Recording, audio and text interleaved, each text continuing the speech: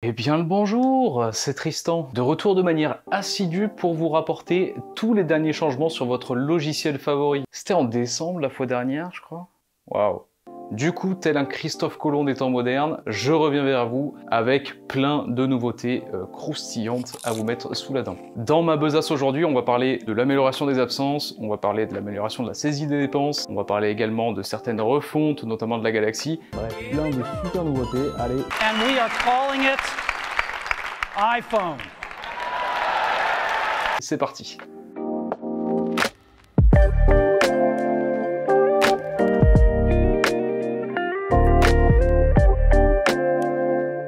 Alors, on en parlait déjà dans le Quad 9 précédent, mais on est en train de faire une très grosse repasse sur toutes les fenêtres qui vous permettent de créer des choses dans Axonote. Les plus fins d'entre vous auront déjà remarqué ces mises à jour sur la création de contacts, sur la création de produits, et c'est maintenant à celle des absences d'y passer.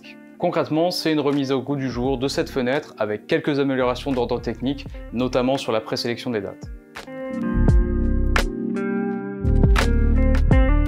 Gros sujet chez Axonote. On nous a remonté bon nombre de fois que le contenu n'était pas forcément pleinement accessible, et c'est vrai, nos équipes au Content travaillent d'arrache-pied pour fournir un maximum de ressources pour vous aider tout au long de votre parcours sur Axonote, mais ces dernières n'étaient pas pleinement mises en évidence. Que ce soit les tutos de notre blog, nos vidéos YouTube et nos guides pas à pas, vous pouvez désormais tout retrouver sur ce nouveau menu qui a également pour but de vous proposer du contenu contextuel en fonction de la page sur laquelle vous êtes. Et comptez sur nous pour vous y pousser du contenu.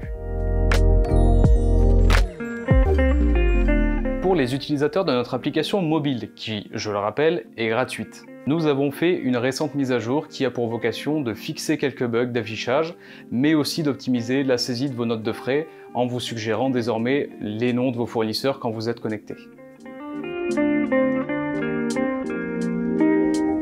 Un de nos gros chantiers pour cette année 2022, c'est le développement de connexions entre Axonote et d'autres outils que vous adorez et utilisez au quotidien.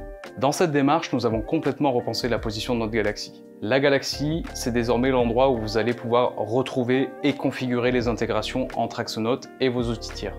Lorsque vous configurez une intégration, un petit label vous indiquera qu'elle est désormais fonctionnelle et prête à être utilisée. Il ne vous restera plus qu'à apprécier les nouvelles perspectives que ces intégrations vont vous offrir pour automatiser toujours plus votre quotidien. À ce propos, nous avons lancé en parallèle sur notre chaîne YouTube une série de vidéos concernant les intégrations. Concrètement, on vous montre en quelques minutes comment paramétrer des synchronisations avec plein d'outils différents comme Google Drive ou OneDrive par exemple. Et ces vidéos explicatives sont disponibles sur notre chaîne mais également sur la Galaxy dans les intégrations concernées.